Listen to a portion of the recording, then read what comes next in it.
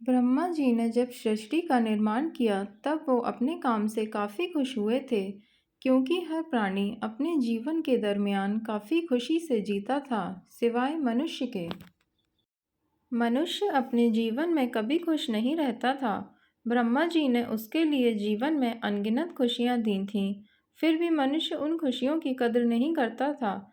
इस समस्या के निवारण के लिए ब्रह्मा जी ने कई देवताओं और गुरुओं से विचार विमर्श किया। कोई कहता कि मनुष्य की बुद्धि भ्रष्ट हो गई है। किसी ने सुझाव दिया कि मनुष्य जानबूझकर ऐसा कर रहा है, इसलिए उसे दंड देना चाहिए। किसी ने कहा उसे खुशियों की अहमियत याद दिलाने की ज़रूरत है।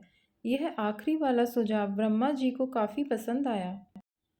लेकिन अब सवाल यह था कि मनुष्य को खुशियों की अहमियत का एहसास कैसे कराया जाए। फिर से सभी से सुझाव मांगे गए।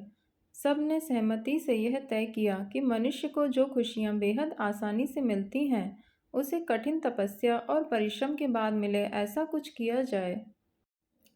एक देवता ने बताया कि अगर खुशियों को मनुष्य से दूर कहीं छुपा दिया जाए तो वह खुशियों को पाने के लिए परिश्रम करेगा।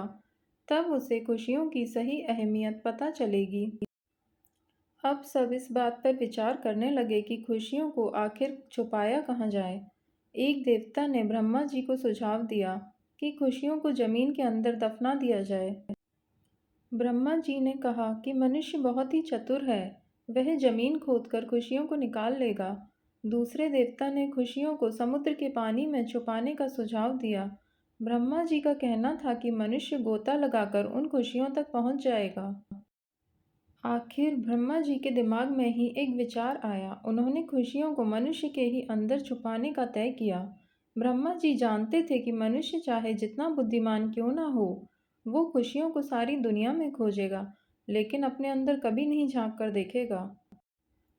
उस दिन से मनुष्य खुशियों की तलाश में इधर उधर भटकता रहता है। छोटी छोटी खुशियों को भूलकर अगली और बड़ी खुशी की तलाश में वर्तमान में मिल रही छोटी खुशियों को भूल जाता है।